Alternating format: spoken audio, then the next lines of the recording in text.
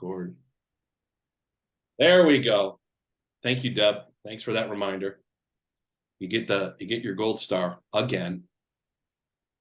Now let me share here. Sharing the screen. There's Kia Fry. Okay. So there we are. Sherry, something's on fire. Oh, sorry. Saw that. So thinking creatively and thinking quickly. Now, thinking quickly isn't as important. What you'll see here, pre-game and post-game, but thinking quickly during the appointment is an advantage because it will lend to your credibility, your expertise, all of those things that make you a professional. Again, I want us to gain some confidence. I'm finding that many of you are gaining a lot of confidence as you get to know this stuff better. I see it in the questions you're asking.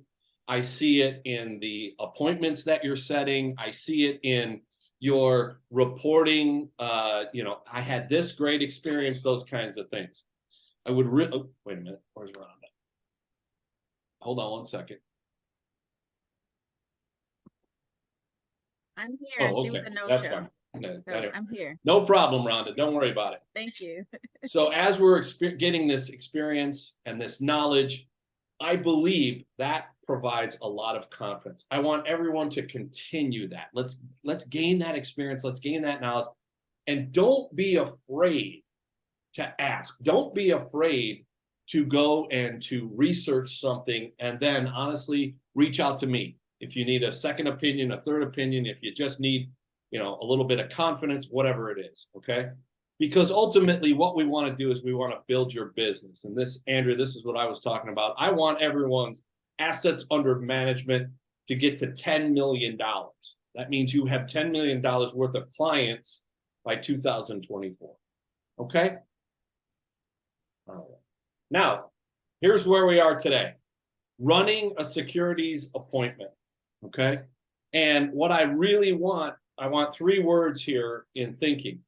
Number 1, professional. Unfortunately, in our Primerica world, in our Primerica business, there's not a lot, and it may be a perception. So I don't know how to put this, but we're kind of looked down on, if you will, because most of us don't have Harvard MBAs, and most of us didn't go to college or didn't go to Wharton or didn't go to college for business or whatever it may be. But that's really, honestly, that is the beauty of this business, because we are actual people who may have been through the same experiences that our clients are going through. However, I never want us to think like that. Gee, I didn't go to college, so I don't have to be professional, okay?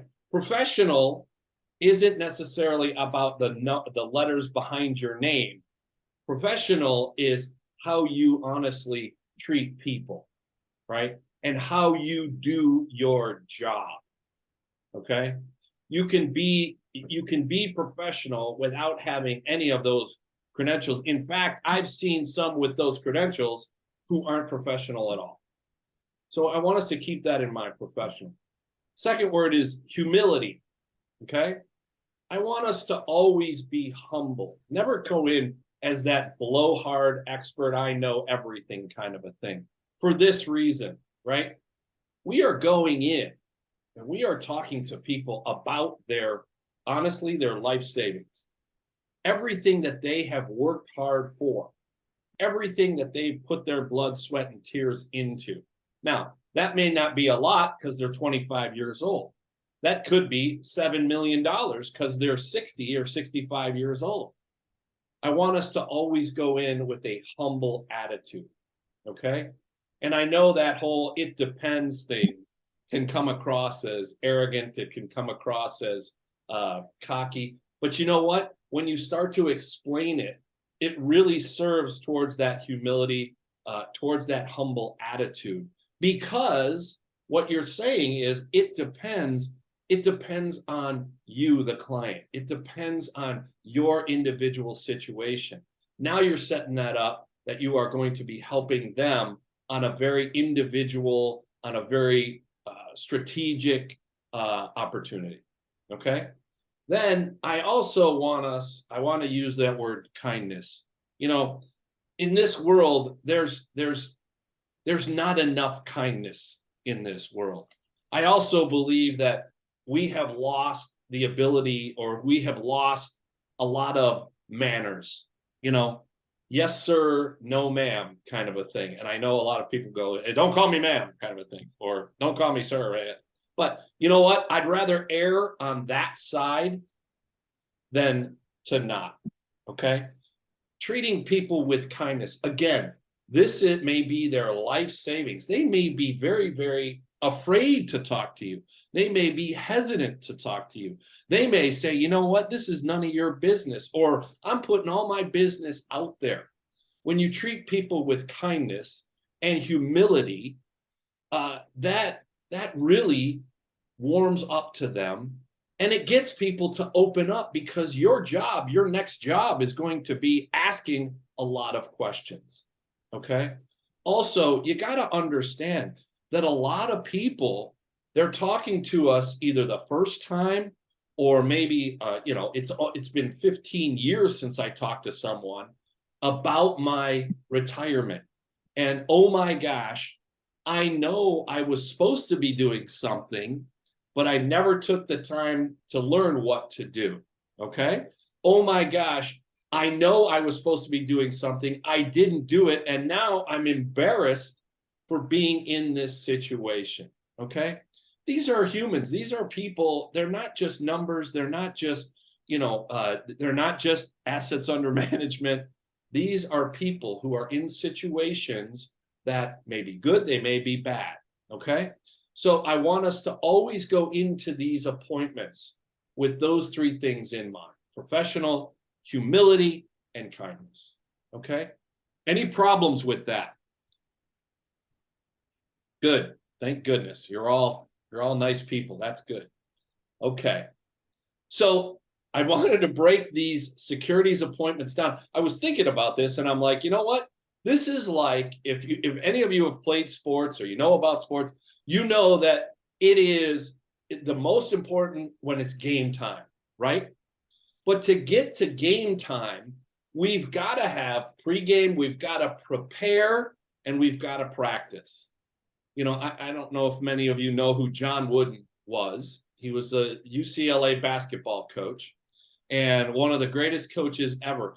But he was all about preparation and practice. And what they used to talk about was, when he would get into a game, he wouldn't even coach, because everything, if he was doing it right and his players were doing it right with their job, everything was already set and ready to go. I want us to be so prepared and have practiced all of this stuff that we get it right all the way through. Okay. And as I was looking through the previous classes, I'm like, man, all of this stuff that we've been doing, from last week's doing a whole application, to understanding what mutual funds are, to understanding overall what the securities business is, this has prepared everyone for game time, right? So first thing with pregame, in preparation and practice, I want you to review the bullets in the holster that we've been putting. What does that mean? I want you to think about, what can we do? What can we offer a potential client? That includes things like what? Retirement accounts, qualified accounts like IRAs and Roth IRAs. That includes annuities, right? Annuities, big thing. That could be an option, okay? You're just looking over, honestly, you want to review your toolbox. What have you got in your tools, right? Because, again, it depends. So we could pull a tool, an annuity. It may not be the right thing because that person is 35 years old. But if you know what you've got and you've reviewed all these tools, then you're going to start making good selections. You're going to start making suitable selections, those kinds of things. Okay. I want us to review and go over another tool, which is our application, the Securities application, which we went over last week. And surprisingly, it took another half an hour because that application is so detailed. Again, last week I said, if you know the application and you know what's coming, right? It's going to build on your confidence. It's going to build on your credibility. It's going to build on your view as an expert. And it's a great tool for us because that puts us all into, if you will, that, where was I going with this? That tool gets us all into that area of expertise. It also answers a lot of the questions that you were going to ask that client. You raise your hand. What do you got? Yep. So in terms of the app, just continue to go on it and keep practicing, because I did call shareholder services. Yeah. Because my app looks completely different from everyone's here. They said that they are transitioning everyone to the new app. So be prepared for that and what it's going to look like. Isn't that wonderful? Because eventually they're going to just spring it on us overnight, and we're going to go to the app and you're going to be like, wait a minute, this is completely different than what I did just yesterday. I don't know if everyone heard the experience, but we did our class last week on Saturday, and then Kia went to do an appointment that afternoon, and the app that we were looking at, the application that we were looking at, was completely different. So that's what we are transitioning into as we move forward. Again, I hate change, so I know I'm going to hate it, right? So, you'll be okay. You'll transition different. No, I'm going to fight it to the end. I'm going to go back to paper apps. Yeah.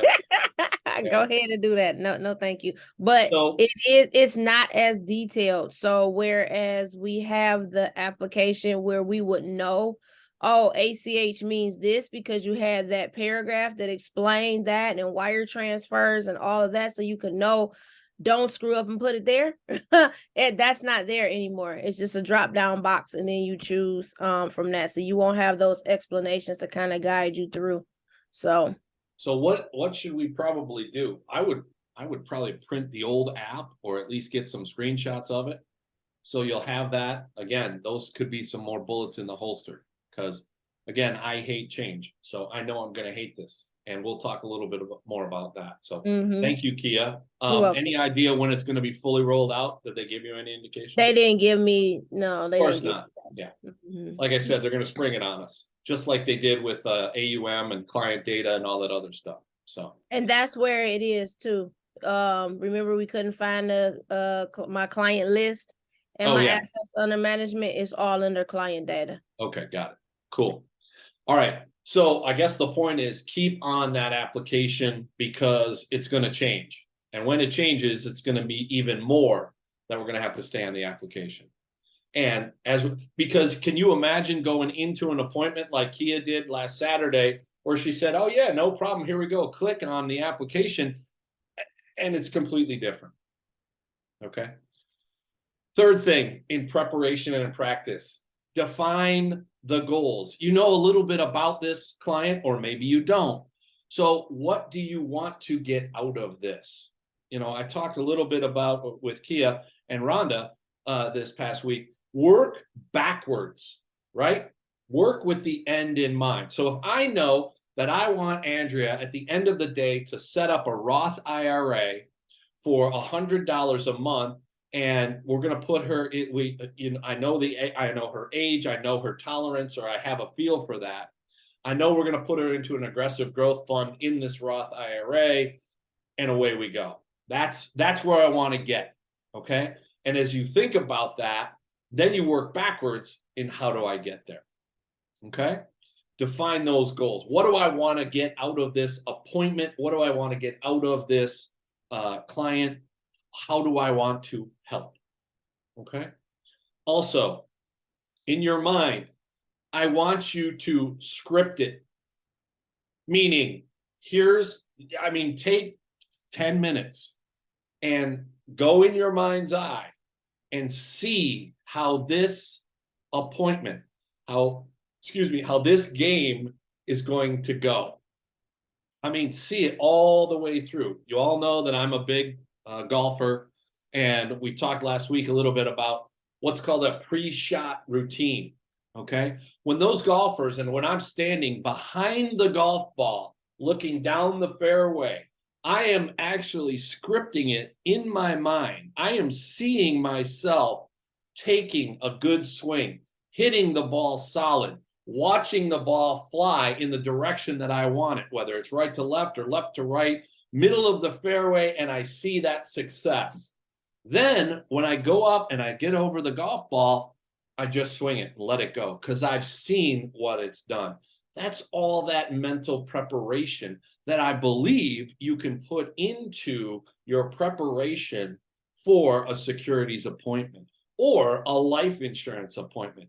You know, when we get on these Zoom calls and you're all frazzled and you're kind of getting things around, again, that doesn't necessarily go towards your professionalism, does it? It doesn't. And are you giving your best for the client? If you've taken some time to prepare, to script it, and to mentally prep, and you know, you'll get to the point where it takes 5 minutes to see the appointment going well. Then you go in with that confidence, right? Because you've seen yourself succeed already. So many of us, this is great. I want to learn the securities business, but then you don't see yourself succeeding. Mentally prepare for that. Okay. And if it goes off the rails, okay, so what? You're prepared for it because you're going to adjust, because we know in our hearts it all depends. Okay. All right. So again, we're still in the pregame. Okay. I think these are some essentials that you need, that we need to give the clients. So we need to be prepared for those in the pregame, knowing we're going to be asking these things. Number one, first and foremost, and this goes towards the humility thing that I was talking about and the kindness thing, the privacy and confidentiality statement. I don't care how you put it, but you need to get across to the client. Listen, everything that we talk about today is going to stay here. This is between you and I, and it is not anyone's business, to be honest with you. So everything we talk about stays with us and stays between us. I'm not going to share it with anyone, including Primerica or you know, our security, our mutual funds companies, until the time is right to share them. Okay. Morally, ethically, and legally, I am bound to that. It's sort of like a client attorney privilege. Okay. Not as crazy, but that privacy and confidentiality state, it again puts people into the right mood to do what? To begin sharing. Because they know I'm not going to go off and talk to my colleagues and go, oh, this idiot, they're 60 years old and they've saved $5,000 for their retirement. Oh my God. No, none of that stuff. Or, hey, this guy's got $7 million. Are you kidding me? Look at all the commission I'm going to make, blah, blah, blah, blah. Whatever. Okay. Again, that goes towards your professionalism. So have some version of that privacy and confidentiality statement in your mind. Okay. Because you're going to start with that. Okay. I want you to understand or be able to convey the big picture of your role as the agent in this appointment. Are we going to be managing the mutual fund that we're putting you in? No. Are we going to be selecting the companies and the stocks that are in these mutual funds? No. What are we? We are a conduit. We are a link between the client and the correct opportunity for them, the suitable opportunity for them. When you start to explain that to the client, and you convey that big picture of what it is, now you're starting to get them to feel a little bit more comfortable, aren't you? Right? Again, this may be the first time they've ever talked to somebody with their securities or their retirement, and it might be a big number. So when you start explaining what Primerica does, what we do as agents, what we do as securities licensed representatives, that begins to give some comfort. And honestly, people who are more comfortable will share more with you, because now you're going to be going into the securities appointment some, I guess, private information, right? First thing you want to get is what? Their age. Well, I think we're past this, but now, there's a lot of people who are they don't want to share their age. They might be embarrassed, right? I'm 62 years old, because they know what's coming. I'm 62 years old and I got $1,000 saved. Oh boy, that's not going to be good. So their age, then their investment experience. What kind of investment experience do you have? Again, these are all part of suitability questions, aren't they? But we want to get that out there. We know we're going to be asking. You may run into somebody who's like, well, I have zero investment experience. Okay, that's fine. Now we know where you're standing. I have 35 years of investment experience. Really? That's great. So how'd you get to $1,000 here for your retirement savings in your 35 years? Bad investments. Okay. Those are great questions to start it off. And if you've opened it up, they're feeling comfortable because you're totally transparent and they know it's going to be private. Now you're starting to dig a little bit. Ask about their assets. What assets do you have at this time? What is the major asset that most people have? It's usually their home, right? Okay, great. Do you have any idea what your home is worth? You're asking these questions so you can put it into the application and get a big picture idea of what would be best for them. Okay? What are your assets? What are your investments? Questions like what? Do you have a 401k at work? Do you contribute to that 401k at work? Any idea how much is in there right now? Do you have other investment accounts, right? Do you have an IRA? Do you have a Roth IRA? I don't know. They might have set that up a long time ago. Oh, I have a 529 plan for my grandchildren or my kids. Okay, cool, right? That's good, because that then goes towards their investment experience. It also gives you a base for where they are. Okay, so you're asking these questions and you're getting this information. I will tell you this, and you'll see it during the game. I want you to take notes in the game, meaning during the appointment. So when you're asking them their age, write it down. You might get their date of birth. What is that showing? That's showing interest. That's showing professionalism, right? And it's showing that you care. When I say, hey, Nicole, how old are you? And you tell me, and I go, okay. And we move on. I mean, that doesn't lend to much of your professionalism.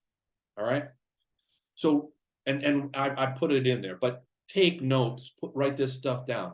The last thing you were going to ask, and this may be embarrassing, is what are some of your debts? Right? Most people are like, well, okay, I got the mortgage. They consider that to be a good debt. That's fine. But then I've got, credit card debt. Oh boy. How much you got in credit card debt? Well, next question, please. Always, right? But we've got to get that, because we've got to figure out where they are on the asset side and where they are on the debit side, if you will. A lot of them have student loan debt still. And then we've got to figure that out, because now we've got a net worth. And what do I always look at when we're talking to people about a good return on their investment? I always say, you know what? I can get you a guaranteed 25% return on your investment if you pay off your credit cards. Or we work to pay off your credit cards. Why is that? Well, if you're paying 25% annually on those credit cards and it's not there, guess what? We've erased it. It's at zero. That's going to be your return. Okay? It's more about losing the negative return and putting it into perspective that it's a positive return. Finally, and this can be a weird question, right? Hey, hey Sherry, what is your tolerance for risk? What? Well, I noticed the rock climbing equipment over there in the corner. So I assume your tolerance for risk is pretty high. I noticed, the hang glider in your garage. Okay. I noticed that you drive I saw the Volvo in the driveway that is, a 2004 kind of a thing. This will give you an idea of their tolerance. What do most people say? Oh, I don't want to risk my money. I don't want to go crazy with this, right?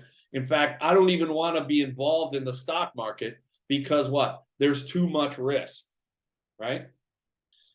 So again, you're getting that in your mind because we know what? The stock market has returned 10.1% over the last 30 years. Most people don't know that, okay? The other thing we want to ask is, what are some of their goals, right? Rhonda, what do we want to get out of this? That they will tell you what the end is going to be. Well, Dave, I want to retire at 60 and I want to live off of my investments because I don't want to dip into Social Security until I'm 67. Most people don't get that detail. They just say, I want to retire comfortably. And, then you say, okay, you want to retire one day. What are you going to do the next day? When are you going to go back to work? Because they don't have enough. Okay. So ask that question. What are some of your goals? Or be prepared to ask that question. Okay. Because we're still in pregame. You're still in practice. You haven't even gone and seen the client. You're not in front of them. Okay. Any thoughts on this so far? Okay. Good. Understand it? Good. Again, we're still in pregame. This is all that preparation that we're doing. Okay. We've got to figure out what type of appointment we're going to be doing. And I say type of appointment, it's a securities appointment. We get it. But there are 3 types of clients that you could be going to, right? An existing client. Those are easy. Why? Because if we've been doing our job, we know and we've asked all those questions. So we have all that information already. We might have done their life insurance. We might have done their Roth IRA. So we know they've got a Roth IRA. Okay. These are preparation. Now, here's a little tip, right? If you've got an existing client, you've got some information on them already. So you can make this a very comfortable appointment by doing what? A little small talk, a little information, questions about what they're doing, how they are doing, right? I had a client who has a granddaughter at Michigan State. Well, you can imagine after what happened on Monday, I immediately texted or called and said, hope everything's all right with your daughter or with your granddaughter. I'm thinking of you and your family, just go green kind of a thing, right? But again, you've got that information.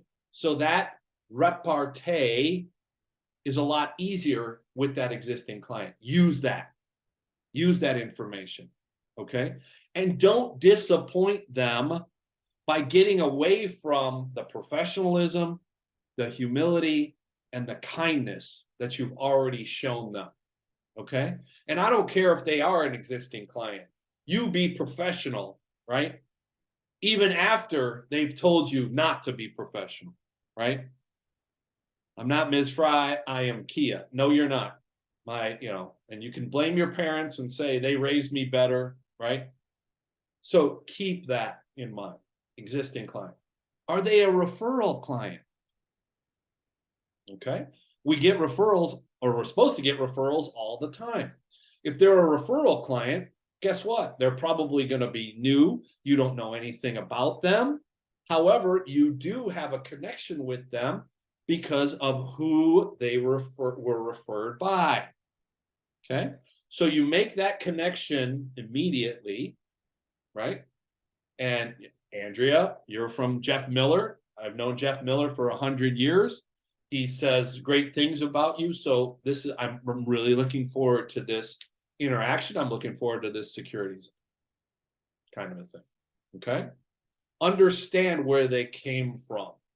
Get that comfort as a referral client. What if they're a new client? You've never met this person, or maybe you met this person at a networking event or whatever it may be. Understand and know that they're a new client. If they're a new client, then guess what? Everything that we just talked about before applies immediately. Okay? That pregame prep now goes into action. Okay? Now, regardless of the type, and this is why I put that there, every client expects you to be professional, humble, and kind. I expect you to be professional, humble, and kind. I don't think we have anyone in this class or in these sessions that isn't going to be that. Okay, but you gotta keep that in mind all the time. Okay, now this is all pregame, and I know everybody's going, yeah, Dave, but what about when I'm face to face?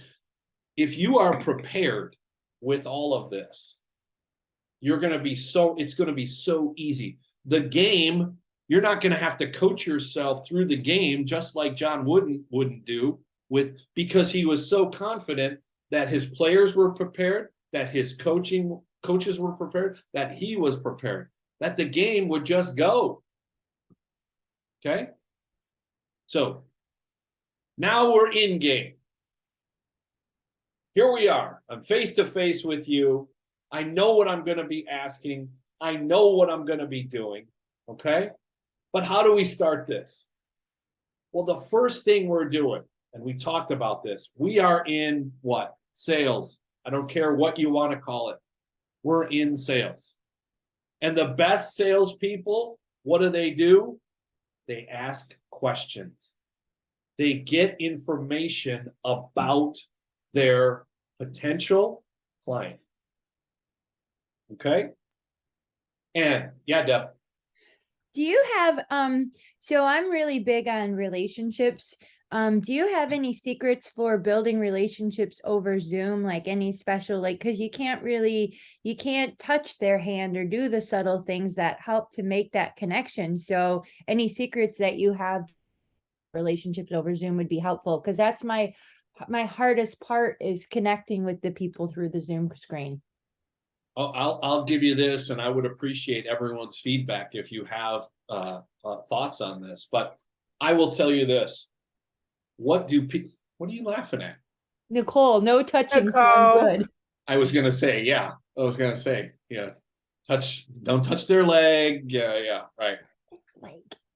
Anyway, so what I was gonna say was, what do people like to talk about most? Themselves. There you go.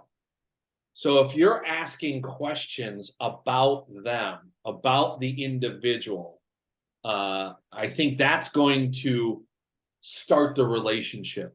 And then, Deb, we always talk about listen to what they're saying. Take some notes, write this down, right? Understand what they do and where they're coming from.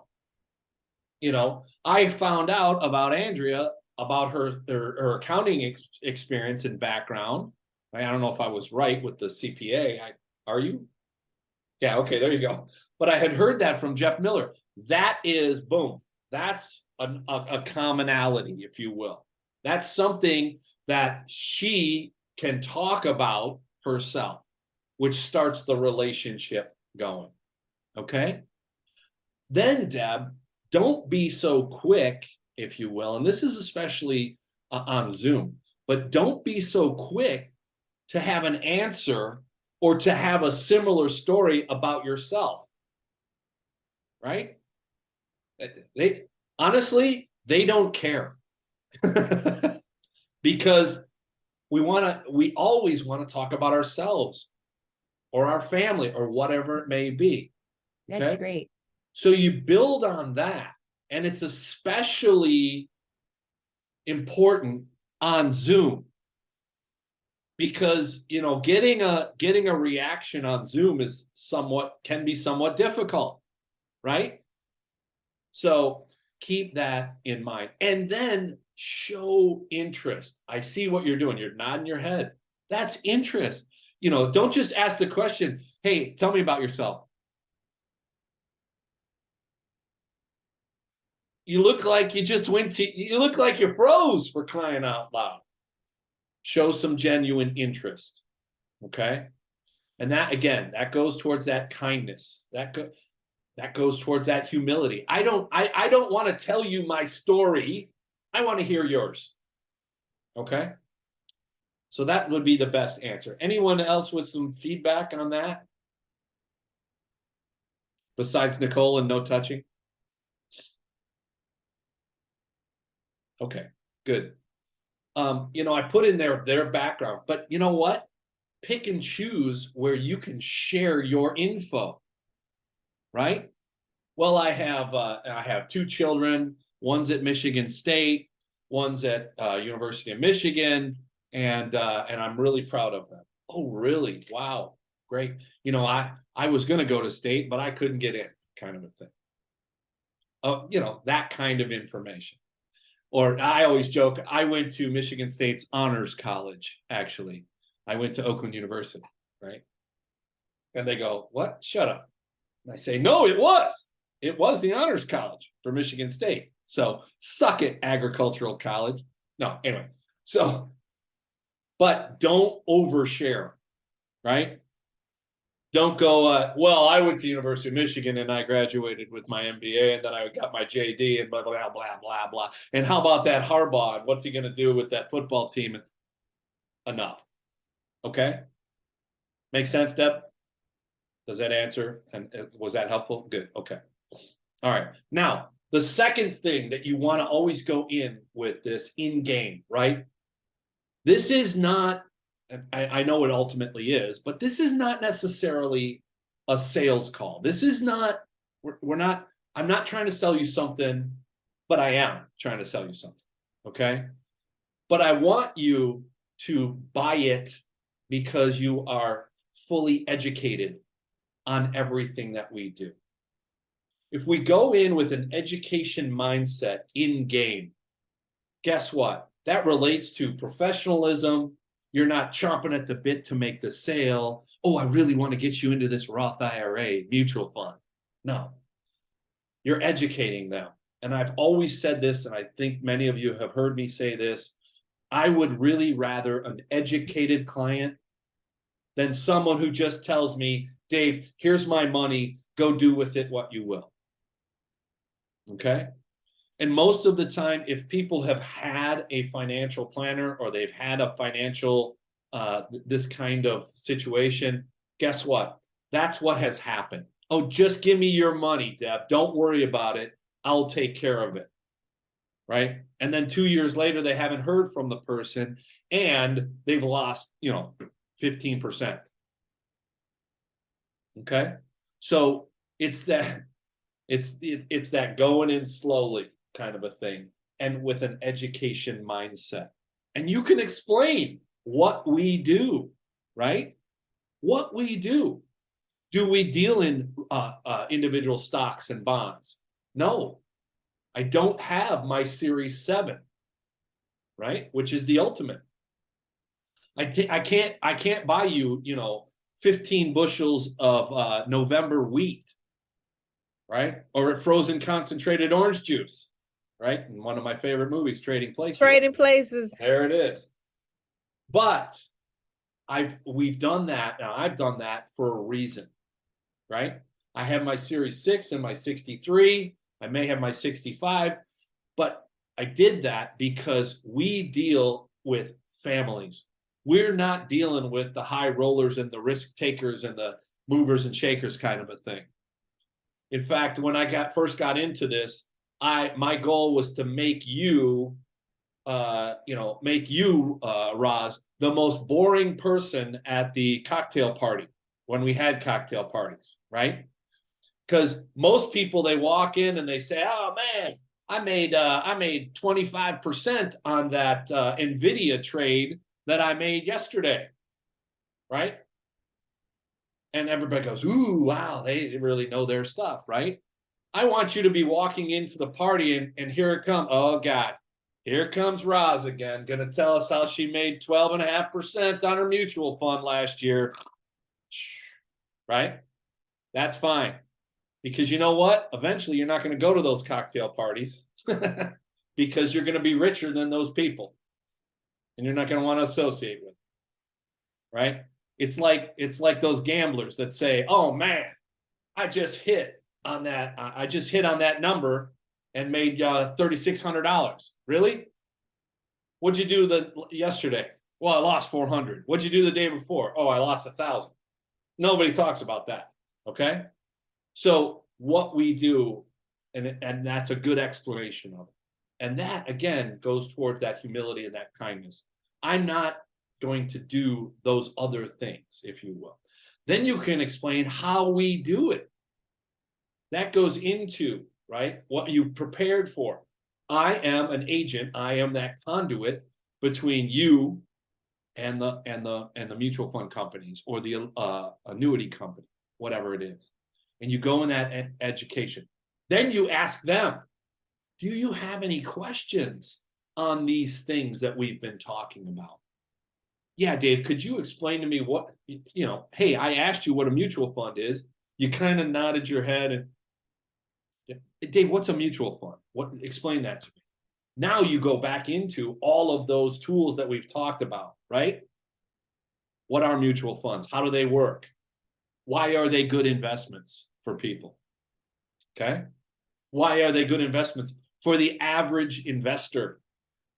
Not the one who's trying to day trade, AMC stock on puts and calls and running options for Bed Bath and Beyond because they expect it to be going out of business. Okay. Most people don't have that, if you will, that background, that education. And that's okay, right?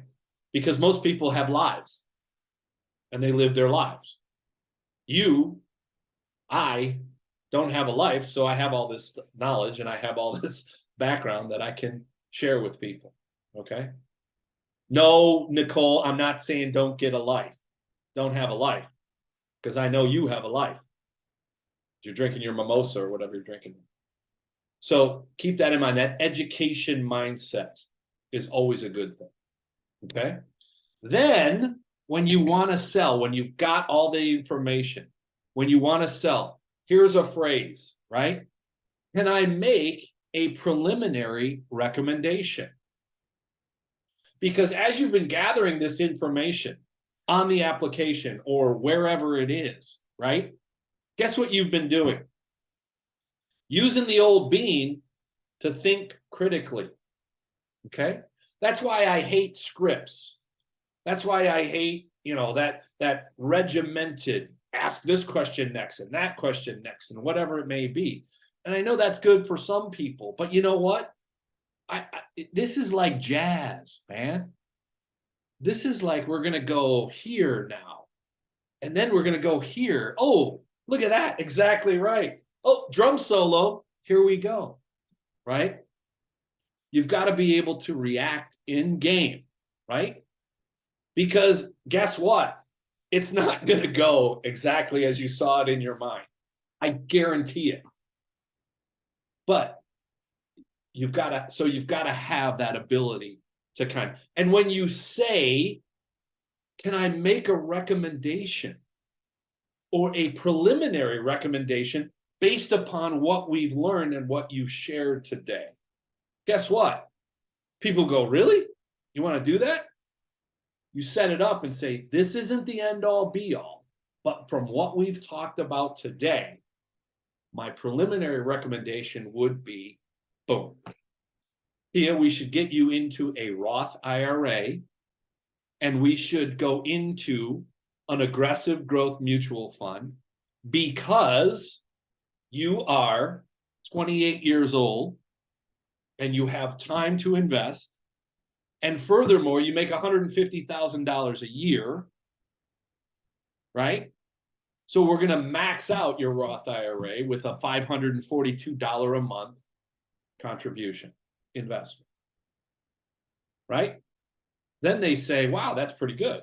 Okay, great. Here's what I'd like to do. I would like to go back to, and I always say, I'd like to go back to Santa's workshop, confirm all of this, and then I would like to set up an appointment online and fill in the application based on this preliminary recommendation. When we meet next time and we're filling out the application, I'm going to confirm that this recommendation was correct, right? You may have some questions between time, but set it up for the next day. Okay, that's what I always try to do. Now, I know everybody goes, wait a minute. If I got them on the hook, why don't I clean them? Right? Again, it depends. You know what? We may have gone through all of this and it took 10 minutes. If we've still got some time, you say, I would love to, let me make this preliminary recommendation. And you know what? Let's get started on the application. And then as you're going, through the application, refer back to your recommendation and say, yep, this is going to be great for you, right? Because you're going to go through suitability, you're going to go through net worth, you're going to go through all of those questions that you've been asking on the application. The application is almost like confirmation of everything that you gain. And whether you do it right after in that same session or the next day, that's fine. You know, I'm always, and I hate to be crass because all we have are ladies on the thing, but there's a story, hang on, Kia, there's a story about the old bull and the young bull who are sitting on top of the hill looking over the meadow at all the cows. Rhonda's laughing because she's heard this, right? There you go. And the young bull says to the old bull, hey, how about we run down there and have us one of them cows? And the old bull says, no, son, let's walk down and have them all. There you go. Okay? Slow and steady. You know, I prefaced it by trying to be, not to be crass, but that's the attitude. We want to go in slow. We don't want to go crazy. You know what? Because the world is crazy. The world moves so fast. And now you run into someone who's not necessarily moving real fast and wants to educate you and wants to learn more about you, the client. Yeah, all of a sudden you're different.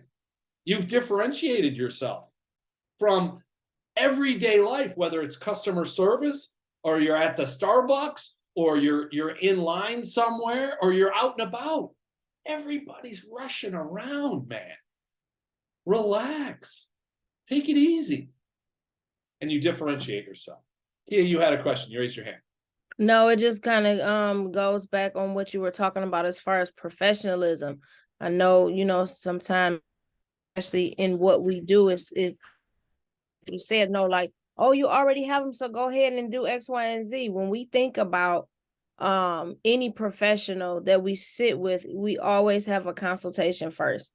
So we'll separate ourselves from as a professional from someone that's just trying to get our hands on their money. And people will feel more cared for and be willing to give you more if you just take some time and breathe a little bit and show that genuine interest in them and showing them that they are what's most important, and you're forming a partnership with them to show them and give them recommendations on what's best for them and their money and their finances. So when people feel cared for, they'll come back hand over, and that's how you'll start to get more referrals. That's how you get even more money than what you thought. And then it's okay to have that carry back, because people will want you to come back because they know that they formed a partnership with you and that they're doing what's best for them when it comes to their money and their finances.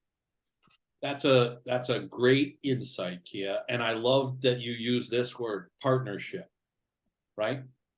And what that can go back to, you can relate that to say, listen, I am a conduit between you and the mutual fund company or the investment company. Guess what? I'm a conduit, but I'm a partner to you, right? Just like I'm a partner to the mutual fund company. It's back and forth. When you're setting up that partnership, you are, because you have a partnership with both, you know what the interests are of the mutual fund, you know what the interests are of the client. And when you know and you have all that information, that is a fantastic position to be in, right? Because you know the best interests of both, and you're going to try to get the best interests of both. Yeah, Deb, you raised your hand. Well, I just think that's why doing the F&A is so important. Like I've just, I've gotten really back into doing those. I'm going to do one later this afternoon. But that's where you're really able to build that trust with the client as well, because you're doing something for them by providing them with that F&A. And it really does lead you to a lot of other things as well. Here's the other thing that it does, right? By taking that time, by taking your time, by taking that step, if you will, taking a beat, it really, especially early on in your securities business, it gives you a chance to breathe. It gives you a chance to confirm everything that you've done. When you rush into something, rushing into it, I think, is only going to allow you and give you time for, honestly, some mistakes. I have done it in the past. I have had clients where I went in and I said, we need to do this, this, and this, and we did it. And then they come back, or we go back and we find out more information. I go, oh, shit, that was wrong, right? By taking that step, by taking that beat, and again, especially as you're early on in this, as you're gaining your confidence, as you're gaining your knowledge, that gives you that opportunity, okay? Now, I will give you one tool that you can use that I used to use and I still do, okay? There's a book, okay, called Swim with the Sharks Without Being Eaten Alive, okay? And it's by a gentleman whose name is Harvey Mackay. This was the first book that I read in my business career. And it is short chapters, short stories about how to become a professional and how to become a professional, honestly, a professional salesperson. Harvey Mackay sold envelopes. One of the most boring things ever to sell. But he was highly successful because it didn't matter what he was selling. It was all about relationships, okay? So I tell you to get that book, but I want you to also, and I think I have a copy of it, and if I do, I will send it to you. But he has something called the Mackay 66 within that book.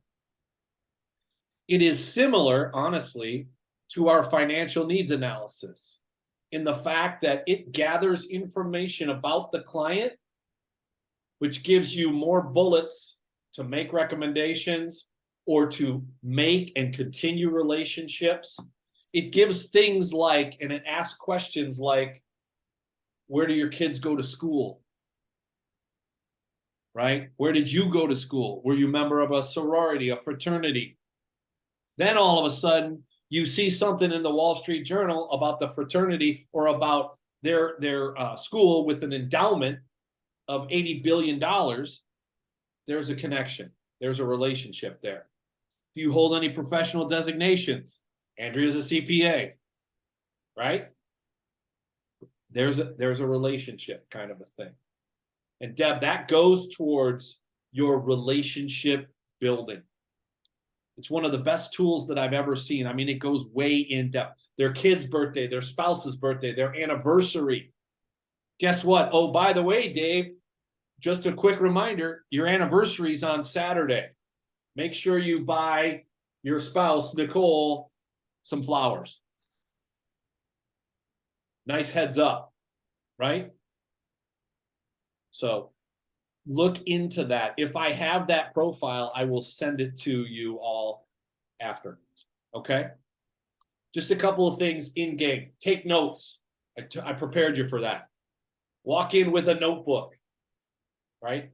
All of a sudden, hey, Dave's got the notebook. Oh, I'm going in the notebook. Oh boy, he's finding out about me.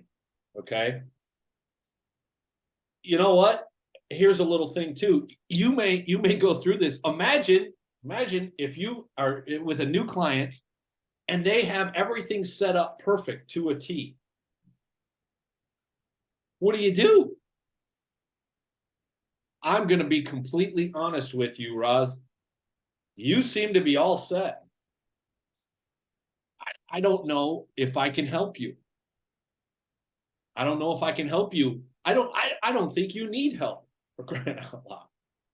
Imagine that conversation, and imagine that going towards professionalism and humility and kindness. Again, you've just walked in and it's my own the meadow's empty, man. But the point is, so sometimes you may find that, and you say, you know what, I don't know how I can help you any further, other than keep my contact information, and if you have any questions about your existing portfolio, I'm happy to help you with any of that. If you can't get answers from your people, okay. Sometimes you may find as you're going through this, this person doesn't listen to me, doesn't want to be educated, right? Again, it gives you the opportunity to make a decision. Sure, I can make a preliminary recommendation, or they may say, no, I don't want a preliminary recommendation. Don't worry about it. And you know what? I don't want to meet tomorrow. That might not be someone you want to work with. That might not be someone you want as a client. Why? Because they obviously don't want a relationship. Okay, you know what? No big deal. Some people are going to like you, some people aren't. Okay? You don't have to force them to like you. Okay? And it allows you to make that decision. Also, part of this in-game, I always want us to be fully transparent with people. If they ask you, hey, Dave, how are you getting paid on this? Don't worry about it. Don't worry about it. I'll get mine. No. Fully transparent, right?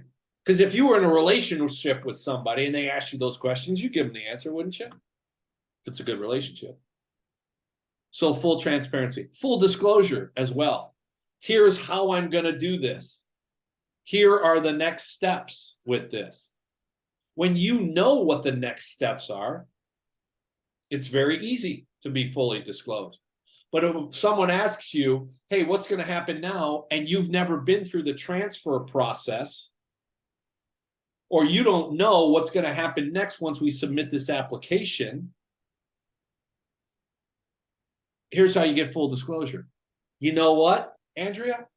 I'm not totally sure.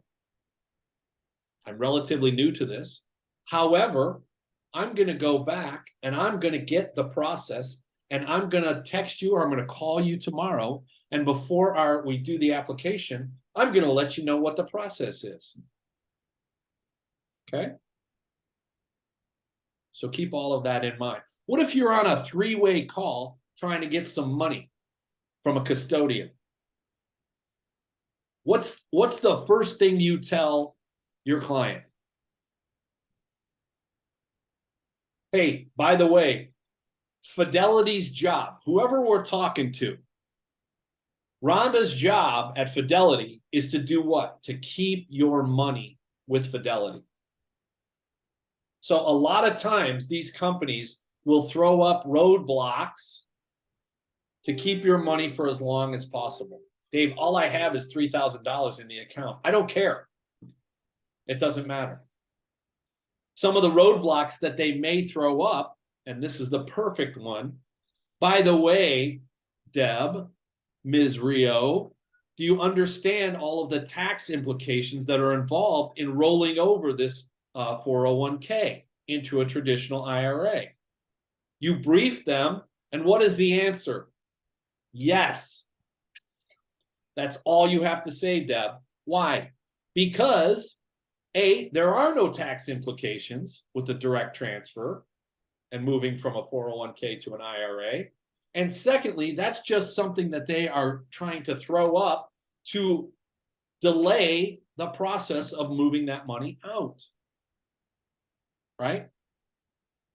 So always keep that kind of stuff in mind, that full disclosure, that transparency, that education, even about what you do and how you do it, how it's going to go down. And if the client is interested, that's great. If they're not, that's fine too. But you've done your job. This is all that in game. Okay?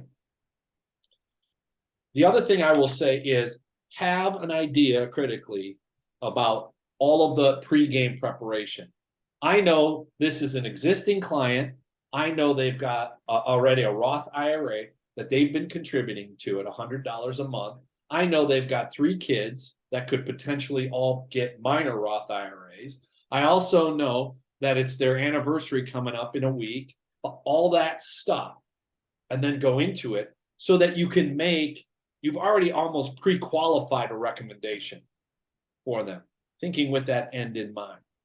Okay? Raj, you raise your hand. What's up?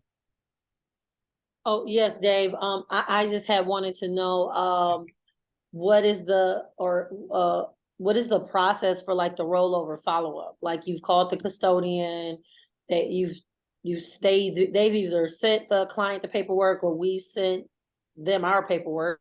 Yep. And the client wants an update. Do we call, PFS to get that update or? Great question. Absolutely. You've always use PFS as your resource. Okay. And I will say this to add to your professionalism, treat those people at PFS professionally with some humility and some kindness. I'm always shocked when I run into someone at PFS and I give them all of my information and I ask, how you doing today? And they go, what kind of a thing? Because they've never heard that before. Because I assume that others in our business in Primerica treat them like telemarketers, right? Or just customer. Listen, they're doing something for you. You're asking them for a favor, whether it's following up on a transfer and a rollover, or putting an application in, or asking them for some advice on something. What form should I use to do this? So treat them with some courtesy. And you, again, it's an old adage, right? You get more flies with honey than you do with vinegar. Okay? Always remember that. And that goes towards our kindness with everyone. Okay? Treat the custodians that you're calling well. You're trying to get the money from them. Treat them well. Here's the answer. Here's the question I always ask. Hi, Rhonda. My name is Dave Weemy. I'm with Primerica Financial Services. I'm here with my client, Deb Rio. Ms. Rio has a 401k with her former employee that is with you guys at Fidelity, and she would like to roll that money out.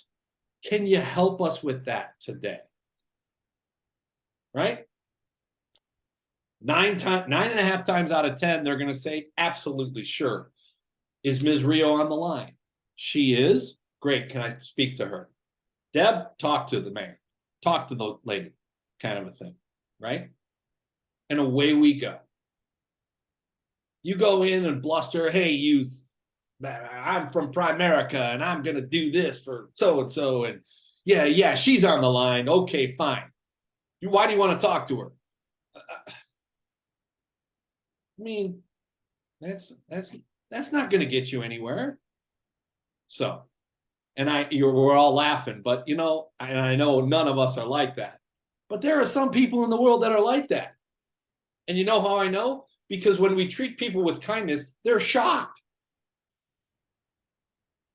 What?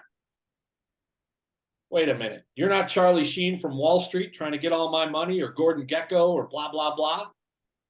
Okay. All right. Any more questions or comments on all of this? Because, you know, we're in game, and I'm just going to go through real quick here now. Okay. So we're in game. What are some of the things that we have? What are some of the bullets? We've got the rule of 72. That's an education piece. We've got dollar cost averaging, right? Which is part of the 3 Ds of investing that we know. Bullets, bullets, bullets. Do we have to pull them out of the holster? Put them in the gun? No, but we might. It's good to know that we've got them, right? The time value of money. Talking to a kid who's 25 years old and you say, how would you like to be a millionaire by the time you're 65? And never have to invest again after age 30. What? Yes, I'm a wizard. I know. I'm gonna cast a spell upon you, called the rule of 72. Okay. These are some of the education pieces. You get a little bit more in depth, and you find someone who is a little bit more maybe educated or more experienced. Now you can talk about what? Asset classifications, diversification, large cap funds, mid cap funds, those kinds of things. The Franklin Dynatech Fund. And what are the top 10 holdings within the Franklin Dynatech Fund? What do you mean the top 10 holdings? Well, how'd you like to own a piece of Microsoft? How'd you like to own Apple? How'd you like to own Amazon? Oh, wow, that's great. Again, that education, it gives you that base to start talking, getting information, gathering information about the person. Okay. Same thing with, now you're able to make an argument. That's what your preliminary recommendation is. It's an argument. It's a case that you can back up. Dave, why you put me into that Franklin Dynatech fund? Well, you're 28 years old. Let me show you some of the past returns that we have gotten with the Franklin Dynatech fund. You go in and you show that chart. You need to know how to read that chart. You know how to read that chart because you've done your background information. You know that the blue is the Dynatech. You know that the purple is what? The index. You know that the yellow is the S&P or whatever it is. So you can read that and relate that and educate your client. Okay? Have all those tools in your toolbox. Know where they are. Post game. We're done. The client has agreed. They're all good. Continue to remain genuine and humble. Don't all of a sudden become, you know, like I said, Gordon Gekko on here. I talk at you, babe. Right? Okay. Genuine and humble. Continue to be fully disclosed. Walk them through the process if they would like it. Here's what's going to happen next. Be ready for that. Transparency. Tell them what the fees are going to be, what the sales charges are going to be. And then they're going to say, well, wait a minute, why is that? Now you have an additional opportunity to educate them on A shares versus C shares. And again, why do I only have my Series 6 and 63? Right? And why are you putting me into A shares versus C shares? Oh, I didn't know it was a front-loaded fund. Great. Mr. and Mrs. Client, can you define what a front-loaded fund is? It's loads on the front end. Okay. More information, more opportunity to educate. Hey, by the way, here's how I'm going to get paid on this. Let me show you. And where's that commission going to come from? It's going to come from the sales charges. All of that stuff, be transparent. Let them know, hey, you know what? This is a pretty complex situation.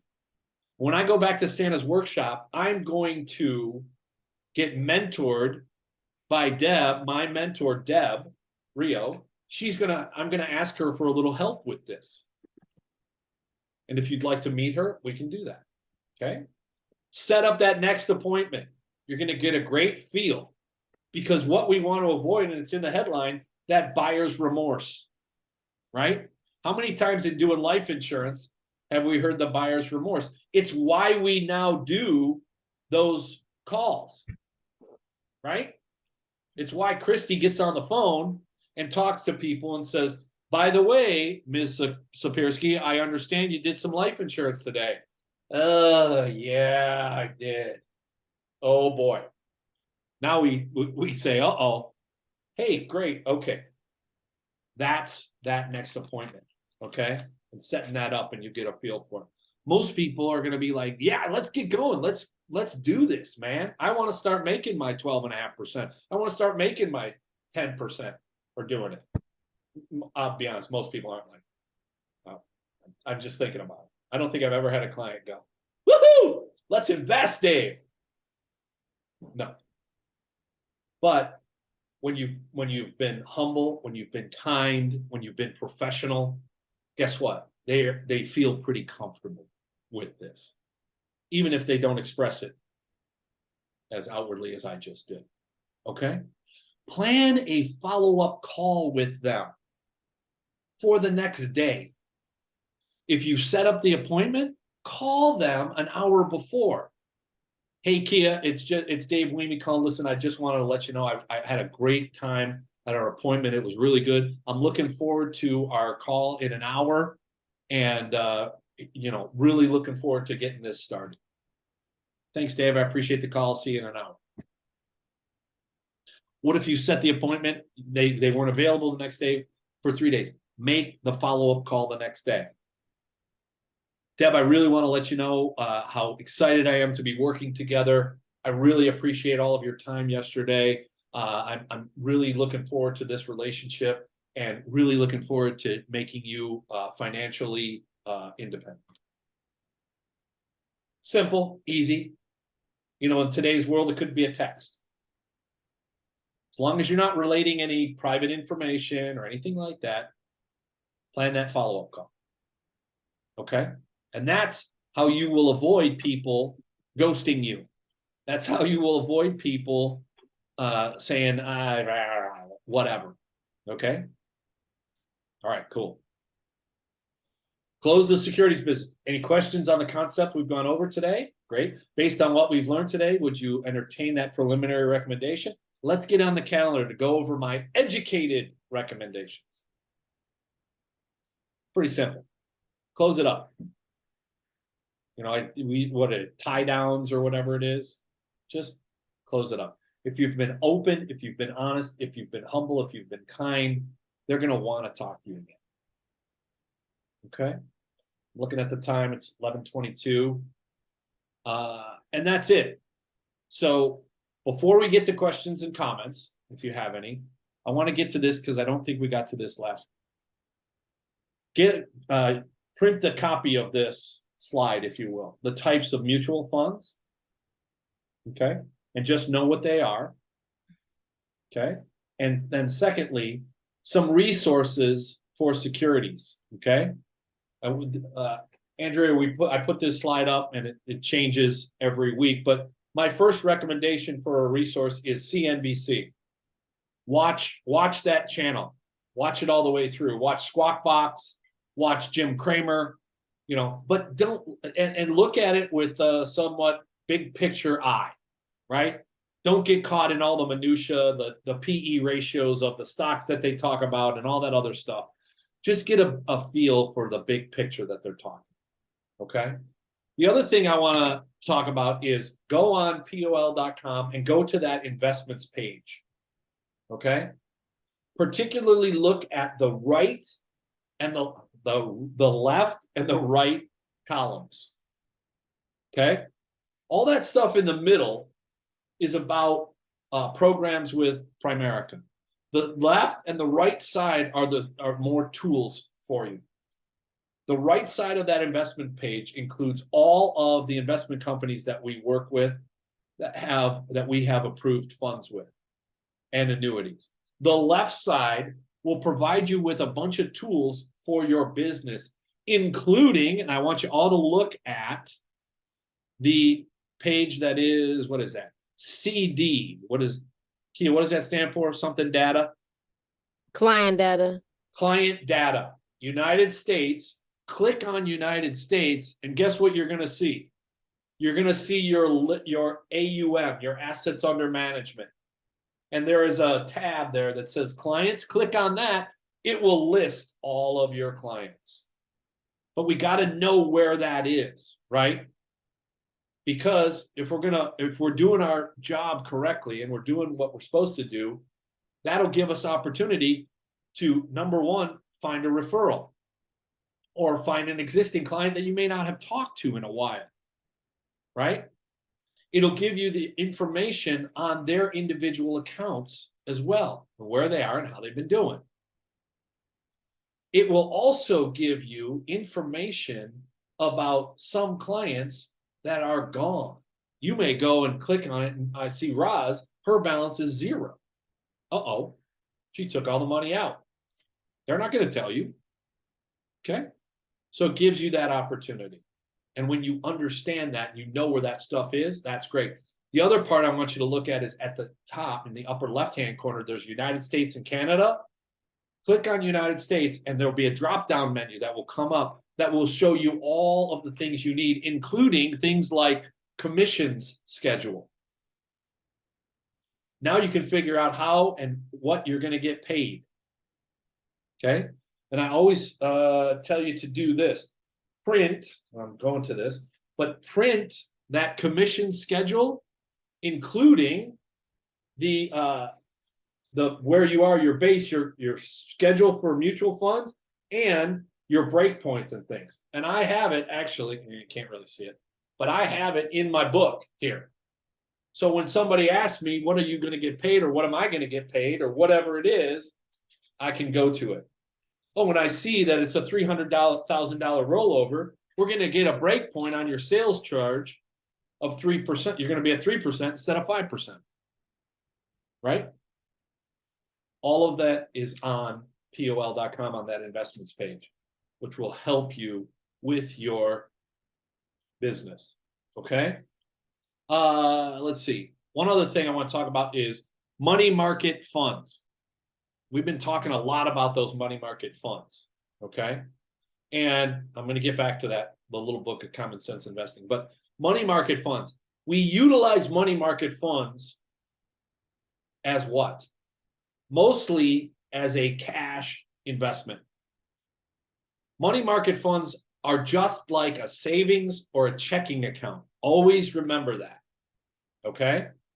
The advantage is they're very safe.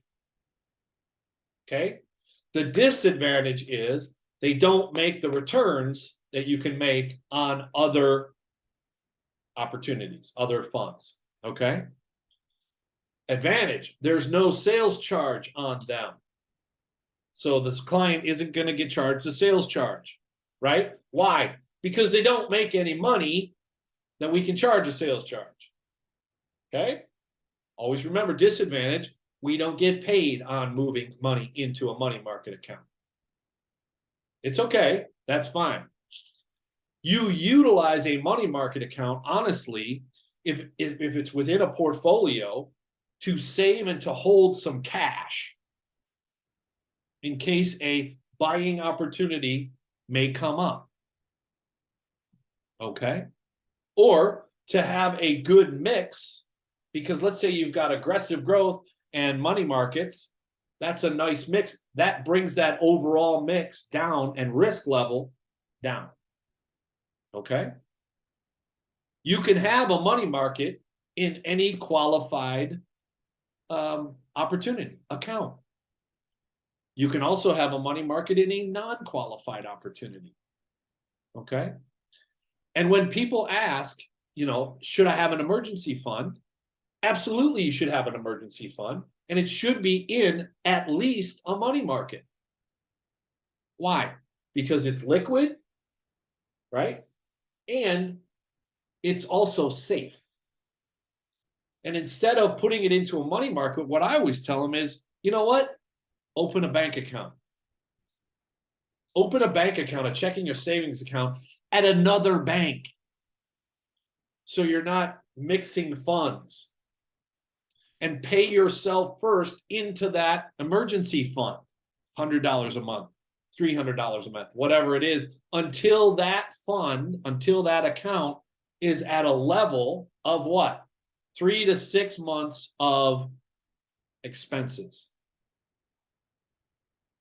When it's done, stop contributing. Let it sit there. Okay? Now, some people will say, well, Dave, why don't they open up a non-qualified account, a brokerage account with us in a money market? That's fine too. Okay? You can set up so it has check writing privileges and all that other stuff. But you know what? I would rather have them do it on their own in that bank account.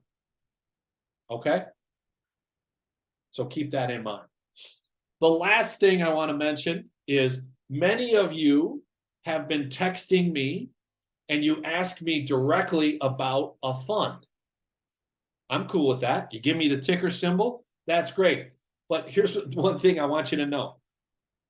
I don't know that stuff off the top of my head. Okay? So I've got to go and I've got to do my own research. Okay? And I look at it and that's fine. I get it. But you know what? Here's what I'd like. I'd like you to say, hey, I'm thinking about recommending this fund because it's conservative and my client wants to put it into a conservative. They're 65, whatever. Give me some more background. Okay? And I'm cool with that. And then if I challenge you, or not even challenge, but then we have a discussion and you make an argument for this, you know what? I'm going to say, you're the professional. Absolutely do it. Fire it up. Or I'm going to say, have you considered this? Okay? And I will say that, so far 10 out of 10 times that I've been asked, you're making the right decision. You're making an excellent recommendation. Okay? Last thing I want to say is I recommended this little book of common sense investing. Can you all still see that from Mr. Bogle? I went back and started reading it, and the first 6 pages, you know what they say? People who are selling you mutual funds are robbing you of sales charges and of fees and things like that. Why? Because Mr. Bogle is the inventor of the Vanguard 500 index fund or index 500 fund. Okay? Your homework today and for next week is to give me an idea or have an idea of what an index fund is. Okay? Also, do a little research on what Mr. Bogle was talking about and why he invented the Vanguard 500 index fund, mutual fund. Okay? And your final question is, why don't we in Primerica offer the Vanguard 500 index fund? Okay? And as a bonus question, to get the gold star, can you find in our approved funds from all of the investment companies that we work with, can you find something similar to the Vanguard 500 index fund? And I say similar in the fact of, is it invested in an index? Is it invested in those 500 stocks and companies? Right? And when you bring it back next week, you will get the gold star if you found it. Because there is one, at least one, and I found it. You said it's the Vanguard 500? Yep, VFIAX is the ticker symbol.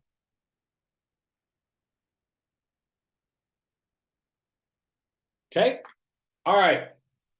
Questions, comments, Yeah. letters to the editor. Can you What do we repeat got? the ticker symbol again? VAIX?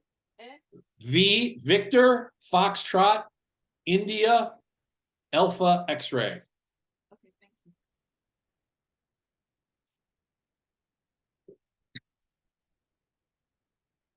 Okay. There's a lot of stuff about that Vanguard Index Fund from not only Mr. Bogle, but also from Mr. Buffett, not Jimmy, Warren. And a lot of stuff about that index fund that a lot of people talk about and the advantages of it. Okay. And I want you to understand advantages of it are 2 words: long term. That is the longest staircase that you'll ever see that they're thinking about. Okay. And they throw the yo-yo a lot during that. You'll see how it works. Okay. All right. Questions, comments about what we've learned here today? For the dollar cost averaging and the different tools that you said we had, where do we find that on POL to save it? Yep. These things? Mm-hmm. I don't know if they're on POL anymore.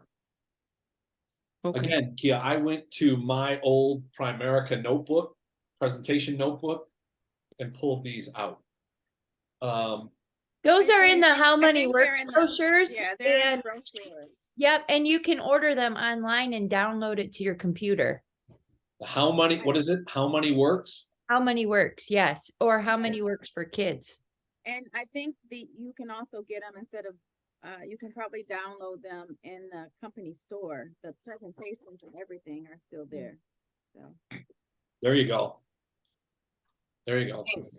The company store has a lot of that stuff. They don't just have t-shirts and hats, right? Okay. Good question, Kia. I appreciate that. You know, I've if push comes to shove, I've got these. I've scanned them and I can send them to you as well if you need those. Okay. If Yeah, you can find put them them on, in the email? what's that? Can you put them in the email with the recap with the recording Boy, and homework assignment? you are asking a lot. I'll tell you what. Jeez. I have only so much bandwidth, Deb. Yes, I will put them in. Okay. And Kia, when you find them, or Deb or Rhonda, if you guys have a link to where you find them, could you send that to all of us on the POL? Okay. All right. Other questions?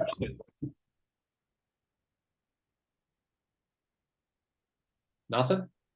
It is 11:37, so we're a little bit over. And I want you to remember, you know, keep in mind, I think the best thing about is it's like jazz, right? You can move, you can, and you know, when it's going well and that relationship is being built with the client, man, that's great, that back and forth. And you can set that up and you can be very formal in that, in the initial, but then get it going. Okay. Nicole, you've been kind of quiet. Everything good? Okay, good. Any cases or any situations that we've gotten into this past week or coming up that you might have questions about? You don't want to share it in here, you're fine. Give me a text or shoot me an email or a call. We can definitely talk about it. Okay. All right. Thank you. If there are no other questions, Mario's training is at noon, right? Nope, 8. no, nothing today. 8 It's p.m. Saturday. Nothing And- today again? It's at 8 p.m. It's Oh. Saturday. And I did just do a quick search. If you guys just search in POL in the box to the right and just put how many presentation has all of the dollar cost averaging, the time with money. It's all Okay. how money works. So just type in the search how money works and the presentation is there. Got it. Everybody get that? Because Rhonda like moved away from her microphone. She's No, it's just my bird screaming, so everything, the good. noise I'm is- glad to hear it's not you. Did you say go to company store and pull that, or just go to the No, search bar and type that's the- presentations? Search bar and type in how many works. Okay, And that'll pull up the how many works presentation that has these same exact slides in it. Plus a bunch of other stuff that we need to be able to explain to people. thank you. All right, excellent. All right, I'm gonna stop recording. I don't even know. I'm gonna stop the share. I'm gonna stop recording. All right, great. Everyone have a great weekend. Have a great rest of the coming up week here. You know, month end is coming up, so keep that in mind. You're And still recording too. what's that? You're still recording. I know, that's fine. I want to get this on the record so I look like I know what I'm doing, right? So next week, I'm gonna send an updated syllabus because next week, week 5 is annuities. And I don't know if I want to get into that immediately, mostly because I was gonna have a guest speaker on in Jeff Miller, Andrea, so pump him up about that.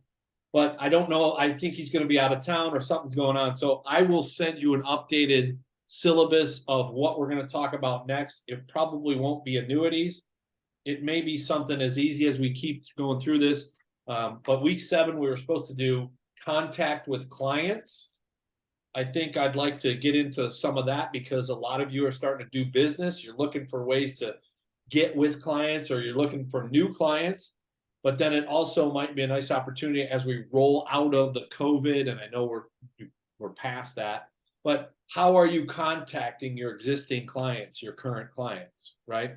And they can be life insurance clients, they can be, PLPP clients, whatever it may be, they can be investment clients, but maybe some tips on how to get in touch with them, stay in contact. Okay? All right, Yeah, good. that'd be awesome. Good. Thank you all. I appreciate it. Have a good weekend and a good week next week. We'll talk soon.